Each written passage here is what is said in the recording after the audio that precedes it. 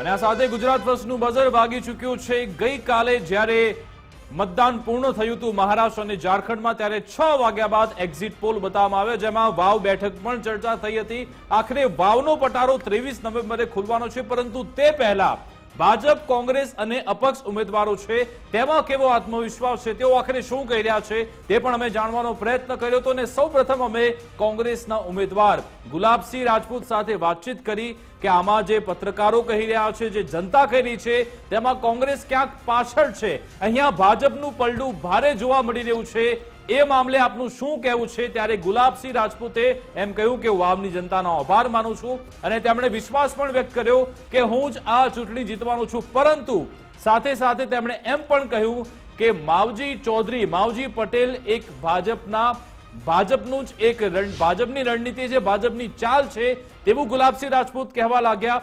સાથે સાથે તેમના વિશે તેમણે હસતા હસતા વાત પણ એમ કહી કે હું 95,000 થી 1 લાખ વોટ મેળવવાનું છું, એટલે કે પરિણામ આવવાના 2 દિવસ પહેલા પણ ગુલાબસિંહ રાજપૂતના મનમાં એ ડર છે કે માવજી પટેલ એક એવું ફેક્ટર સાબિત થઈ શકે છે જેના કારણે તે હારી શકે છે। મુફદ્દલ, એક તરફ ગુલાબસિંહે ખૂબ જ મોટો દાવો કરી દીધો છે, જે આંકડો એમણે કહ્યો છે, ખૂબ મોટો આંકડો કહ્યો છે કે એમને આટલા વોટ મળવાના છે, એટલે જીત માટે આશ્વસ્ત છે ગુલાબસિંહ। પણ જો એમાં કંઈ આગુ પાછું થાય તો શું? તો એમણે એક રમતું મૂક્યું છે નામ કે ભાઈ માવજીભાઈ છે એ ભાજપની ચાલ છે।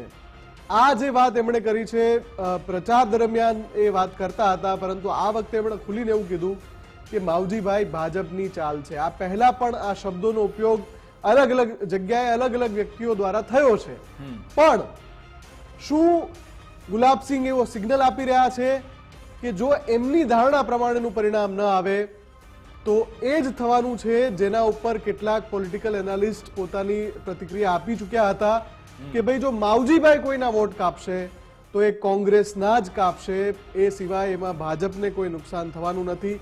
અને પરિણામ જે આવે, કદાચ માવજીભાઈ જીતે એવું પરિણામ આવે, કદાચ ભાજપ જીતે એવું પરિણામ આવે, જો કોંગ્રેસ ન જીતે એ પરિસ્થિતિમાં કહું છું, પણ નુકસાન કોંગ્રેસને થવાનું છે। એ જે વાત હતી એ વાત ગુલાબસિંહ સુધી પહોંચી ગઈ, થોડો સંકેત તેમણે આપ્યો, થોડો અંશે કહી દીધો કે ભાઈ આ રીતનું જો કોંગ્રેસની હારનું પરિણામ આવે તો એ ફેક્ટર માવજી પટેલ સાબિત થવાનું છે, તેવું ગુલાબસિંહ રાજપૂતનું માનવું છે। પરંતુ ગુલાબસિંહ રાજપૂતે આખી આ વાત કેવી રીતે કહી તે પણ સાંભળો। વાવ વિધાનસભાની દેવતુલી જનતાનો આભાર માનું છું। માવજીભાઈ ચૂંટણી લડ્યા છે, એક વડીલ છે મારા, એટલે વર્ષોથી હું જ્યારે મારો જન્મ નહોતો થયો ને ત્યારના રાજકારણમાં સ્પીડ રાજકારણી છે। જેટલી પણ 7 ચૂંટણી લડ્યા એ ક્યાંક ને ક્યાંક આમને સામે અમે ચૂંટણીઓ લડ્યા છીએ, તેમ છતાં એમના માટે માન છે, સન્માન છે અને રહેવાનું। મને એવો અંદાજ છે કે 95,000 થી લાખ વોટ સુધી અમને મળશે। એટલે ગુલાબસિંહને જીતનો ભરોસો છે, પણ અંદર અંદર એક ડર પણ છે કે માવજીભાઈ જ એ ફેક્ટર બનવાના છે, જેનાથી કદાચ એમની જે કદાચ જીત હતી એ કદાચ હારમાં પલટાઈ શકે છે, એક ડર પણ છે કદાચ અંદર। અને એના માટે આપણે માવજી પટેલનો સંપર્ક પણ કરીશું, કદાચ તે આપણને અત્યારે ફોન આપી દે ને પછી આપણે જવાબ એમનો મેળવીએ, કારણ કે તેમનો સંપર્ક થઈ શક્યો નહોતો, તેમની સાથે વાતચીત કરવાનો પ્રયત્ન કરીશું। પરંતુ આખી આ ચૂંટણી પ્રક્રિયામાં જે સોશિયલ એન્જિનિયરિંગ છે મુફદ્દલ, તે ખૂબ જ મહત્વની રહી છે, કારણ કે જેણે સારી સોશિયલ એન્જિનિયરિંગ કરી હશે તે વાવનો આ ગઢ જીતવાનો છે, તેનો વટ લઈ જશે, સૌ કોઈ જાણે છે। અને આખી ચૂંટણીમાં અર્બુદા સેના તે પણ ખાસી એવી ચર્ચામાં રહી છે, અને આમ તો તેણે જે રીતે છુપી રીતે જે રીતે આખા કાર્યક્રમ યોજ્યા છે, આ જે તેમની બેઠકો થાય છે તે પણ નિર્ણાયક સાબિત થશે। વિકાસ, આમ સીધી રીતે જોવા જઈએ તો અર્બુદા સેના ચર્ચામાં નહોતી આવી, આપણે પણ આટલા સમયથી વાવની ચૂંટણીનું કવરેજ કરી રહ્યા છીએ, અર્બુદા સેનાના મંચ પરથી કોઈ નિવેદનો નહોતા આવ્યા, એટલે અર્બુદા સેનાની કામગીરી ચોક્કસથી ગ્રાઉન્ડ ઉપર થઈ હશે અને ત્યાં અર્બુદા સેનાની ભૂમિકા પણ નિશ્ચિત થશે એક વખત પરિણામ આવશે પછી। પણ જે સ્નેહમિલન કાર્યક્રમ યોજાયો મતદાન પછી, એમાં માવજીભાઈ પણ હતા અને માવજીભાઈએ જે ત્યાં કહ્યું, માવજીભાઈ અત્યારે આપણી સાથે ફોન લાઈન પર પણ જોડાઈ ગયા છે। માવજીભાઈ, સ્વાગત છે આપનું ગુજરાત ફર્સ્ટમાં। માવજીભાઈ, સવાલ અમારો એ હતો કે ગુલાબસિંહ સાથે હમણાં વાતચીત થઈ, એમણે કહ્યું કે એમને જીતનો વિશ્વાસ છે, ગુલાબસિંહને જીતનો વિશ્વાસ છે, પણ એમણે સાથે સાથે એવું કહ્યું કે માવજીભાઈ લડી રહ્યા છે એ ભાજપની ચાલ છે। આપ શું કહેશો? એ ભાજપ વાળા કોંગ્રેસ વાળા આરોપ નાખ્યા જ કરે છે. એમાં એમની પાસે બીજો કોઈ વિષય જ નથી. ભાજપની ચાલ છે, હું ચૂંટણી લડું છું. એ ગુલાબસિંહને કેમ ડર લાગે હું ચૂંટણી લડું? ભાજપની ચાલો વોટ ભાજપના જ મેં તોડ્યા છે. ભાજપ વાળા એમ કે છે કે માવજી બી અમારા વોટ તોડ્યા છે, એના માટે અધ્યક્ષશ્રીને પણ આક્રમક થવું પડ્યું. તો આપ જાણી શકો છો કે અધ્યક્ષશ્રી જયારે બહાર આયા હોય જે મર્યાદા છોડીને, ત્યારે એમને દેખાય કે હું ભાજપને નુકસાન કરું છું એવું દેખાવું જોઈએ. દેખાતું તેમને. હવે ગુલાબસિંહને એમ લાગે છે કે હું ગુલાબસિંહને નુકસાન કરું છું અને એને ભાજપની ચાલ છે એ સમજાવે છે. એટલે આ બંનેની વાતમાંથી આપ તારણ કાઢી શકો. માવજીભાઈ, મને પણ એટલા માટે એવું લાગે છે કારણ કે જ્યારે તમે ફોર્મ ભરવા ગયા, સતત હું તમારી સાથે હતો. તમે જ્યારે આ બંને ફોર્મ ભરીને આવ્યા, અપક્ષ અને ભાજપનું સૌપ્રથમ મેચ તમારી પ્રતિક્રિયા લીધી હતી ગુજરાત ફર્સ્ટ પર, ત્યારે આશંકા એટલા માટે થઈ કારણ કે જે ભાજપના પ્રભારી છે અર્જુનસિંહ, તમે જ્યારે ફોર્મ ભરવા આવ્યા ત્યારે સતત તમારી સાથે હતા. એમને પણ ખબર ના પડી કે તમે અપક્ષ ફોર્મ ભરી રહ્યા છો અને પછી બહાર આવીને ચોક્કસથી તમે કહ્યું કે મેં બંને ફોર્મ ભર્યા છે. પરંતુ એ બધી ચર્ચા ત્યારથી શરૂ થઈ ગઈ હતી કે આ એક ભાજપની રણનીતિ છે. નહીં, ભાજપને તો કોઈ પણ ભોગે અમે અપક્ષમાં ફોર્મ ભરીએ એ ઈચ્છતું નતું. અને એટલા માટે તો અમને બ્રેક કરવા માટે જયારે ત્યાં હરિધામમાં બાબરમાં ભેગા કર્યા ત્યારે કીધું 3.5 મેન્ડેટ આપશો, તમે અમને બતાવીને ફોર્મ ભરજો. અને માટે મેં અમને બતાવીને ફોર્મ ભર્યું. બરાબર. મને એમ હતું કે હજી મેન્ડેટ આપવાનું નથી, તો એ હિસાબે અમે ફોર્મ્યુલા કરીને બતાવીને ફોર્મ ભર્યું. પણ અમારી પણ થોડી આગમચેતી તો હતી જ. જયારે અમને પણ ડાઉટ થયો હતો કે આ અમને છેતરવા માંગે છે પાર્ટી વાળા. આ સુધીને અત્યાર સુધીના અમે અમારા જાહેરજીવનમાં જોયું નથી કે 2 દી પહેલા એનો મેન્ડેટ આવી જાય, સૂચના મળી જાય, ફોર્મ ભરી દેવાનું હોય. પણ છેલ્લી મિનિટોમાં, સેકન્ડોમાં જો મેન્ડેટ આપવાનું હોય એટલે તો અમે થોડા ઘણી જાહેર જીવનમાં આટલા વર્ષોથી ગુલાબસિંહે કહ્યું છે કે 95,000 થી 1 લાખ વોટ મને મળશે. તમારો દાવો કેટલો છે વોટનો? નહીં, અમારો દાવો 100% છે લાખ વોટોનો. 1 લાખ વોટનો. 1 લાખ વોટ. બીજું અમે ઘણા બધા પત્રકારો સાથે, બિલકુલ મુફદ્દલ. માવજીભાઈ, એક સવાલ એ હતો, ઘણા બધા પોલિટિકલ એનાલિસ્ટ સાથે ચર્ચા થઈ આટલા દિવસોમાં. એક ઓવરઓલ જે મત બને છે એવો જ બને છે કે માવજીભાઈ જે કંઈ બોલી રહ્યા છે, એગ્રેસિવ થઈને ભાજપના મોટા નેતાઓની સામે પણ બોલી રહ્યા છે, મંચ પરથી ભાજપના નેતાઓ પણ માવજીભાઈની વિરુદ્ધમાં બોલી રહ્યા છે. આ બધું સ્ક્રિપ્ટેડ છે. માવજીભાઈને પહેલેથી ખબર છે કે એમને પક્ષે આ જવાબદારી સોંપી છે અને માવજીભાઈ નુકસાન કરશે તો કોંગ્રેસને જ કરશે, આવું પોલિટિકલ એનાલિસ્ટ કહી રહ્યા છે.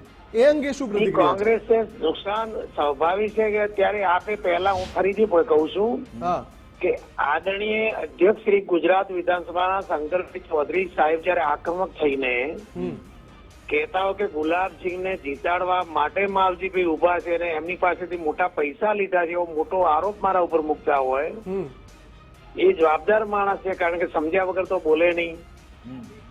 સમજ્યા એટલે એમને જયારે બોલવું પડ્યું છે ત્યારે પરિસ્થિતિ નુકસાન કેને થતું છે આપણે કહી શકીએ. એ ભાજપને નુકસાન થતું હોય તો જ આક્રમક થઈને બહાર નીકળ્યા હોય. આખી ગુજરાત સરકાર જયારે અહીં બેઠી હોય, હોમ મિનિસ્ટર હોય, સીએમ હોય, CR પાટીલ સાહેબ પ્રદેશ અધ્યક્ષ, કેન્દ્રીય મંત્રી શ્રી પણ અહીં હોય, વાવમાં હોય, ત્યારે પ્રક્રિયા આપણે સમજી શકીએ નુકસાન કેને થતું હોય છે. એટલે ગુલાબસિંહ જે આરોપ કરે છે એ સત્યથી વેગળું છે. માવજીભાઈ, આપને શું લાગે છે આપની ટક્કર ખાસ કોની સાથે રહી? સ્વરૂપજી ઠાકોર સાથે રહી કે પછી ગુલાબસિંહ રાજપૂત સાથે? મારી બંનેની સાથે ટક્કર છે સાહેબ. ના, એ બે માંથી પણ કોણ આગળ રહ્યું આપને શું લાગે?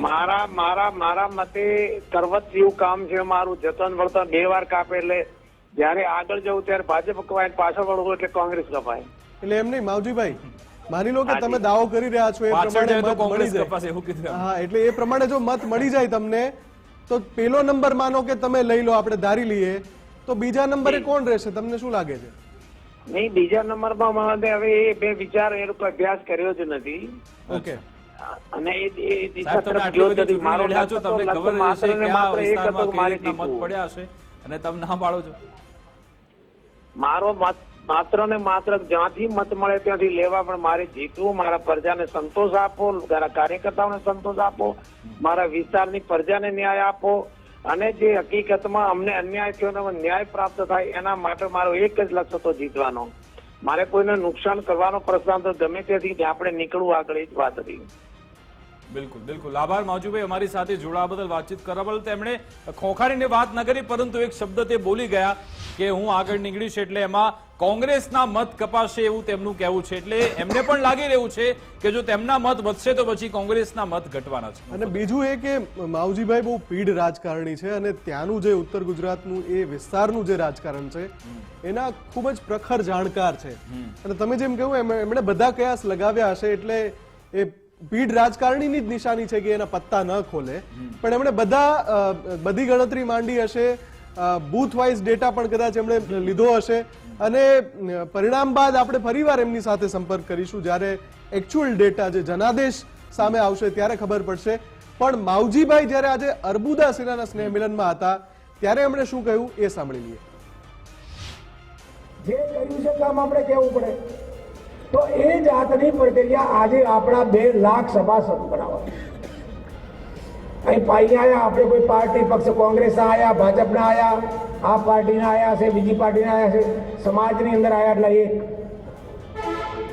પાર્ટીનું કામ કરો, જ્યાં બેઠા અહીંયા કરો. કોઈ કહેતો નથી તો પાર્ટી છોડી દો, તમારે જેટલો જોઈએ એટલો લાભ લો, પણ સમાજનો અવાજ આવે ત્યારે સમાજની એકતા હોવી જોઈએ. સમાજ સામેનો પડકાર આવે ત્યારે સમાજને એક થવો પડે, અને એક નહીં થઈએ તો અત્યારે પ્રક્રિયા જે ચાલે છે, જે સાંભળી રહ્યા છીએ, એ છીન ભીન પ્રક્રિયા થાય એ સ્થિતિમાં ઉભા છે. માવજી પટેલ એક થવાની વાત કરી રહ્યા છે, પરંતુ કઈ રીતે રહેશે, કોણું પૈડું ભારે રહેશે તે આપણને 23 તારીખે જોવા મળશે.